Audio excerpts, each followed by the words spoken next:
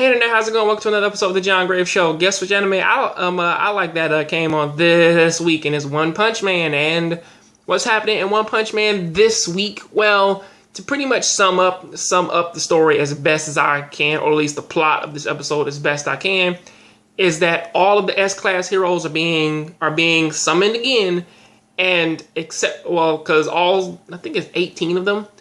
Wait, 17 of them. All 17 of them have, or at least 15 of the 17 have been summoned. I think Blast and Metal Knight, that they're not there. But everybody else is there, and they have been informed that one of the psychics, I forget her damn name, but like it's this old psychic, and she pretty much died, and she left them a message saying that the world is in trouble, and that there's gonna be a problem. And lo and behold, she was fucking right, because now they're fighting these crazy ass aliens, which come in, or at least like at first I thought that it was gonna be these weird little Tengu monsters, because the episode, it does start off with Tornado killing off this gigantic dragon monster that is supposed to be the king of the dinosaurs, and she just dropped the meteor on him and killed him. And I thought that the same thing was going to happen with these Tengu dudes, but then that's when the aliens came in, and then they killed them, and then they tried to kill off like all the people like in the area, which really turned into a major problem, because now you got to get the S classes involved. And with the S classes involved, or at least on the ground, they're fighting these enemies which can't be which can't be killed, and that's just how they are. Or at least like that, they constantly regenerate no matter how many pieces you break them into or slice them into, that they just keep reforming.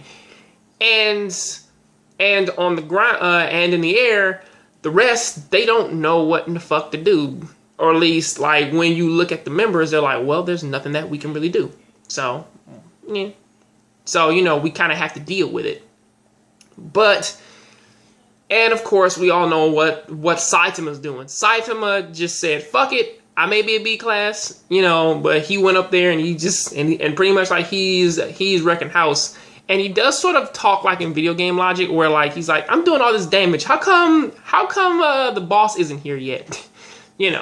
But taking it a step back and looking at who these S-class heroes are, okay, is that a lot of them really come off as really arrogant, except for maybe Genos and fucking Atomic, fucking Silverfang. Everybody else sort of has like an air of arrogance to them. Cause you can see it in the Atomic Samurai. You could see it in, you can definitely see it in Tornado. Whereas that, she is a lot like Boma. Whereas that, if it's not up to her standard, she always wants to berate you and talk about and try to talk down to you to get you to do whatever in the fuck it is she wants, because that's just how she is. And it's like, well, I get it, but honestly, you do get the feeling though is that these S-class heroes, even though they may be S-class in name alone, that they're all pretty much separate beings, and they don't want to work, and they don't really like to work together. Everything about them is that they may work underneath like the same guys underneath the Hero Association, but you can tell based on their personalities who they are. Like looking at their attires, the way how they speak and everything, is that all that is just all this is sort of like a competition for them, because like they're like, I just want to fight strong monsters, and I want you to leave me alone. And that's not a bad thing, but for attacks like this, you really gotta think, is like, well, I get it, you're all masters and you all pretty much share like the same title and shit, but they really always try to shut down guys like Genos, to where it's like, well, now we're not going to fucking work with this person, because I can do it all on my own, because that's how powerful I am. They got that arrogance about them.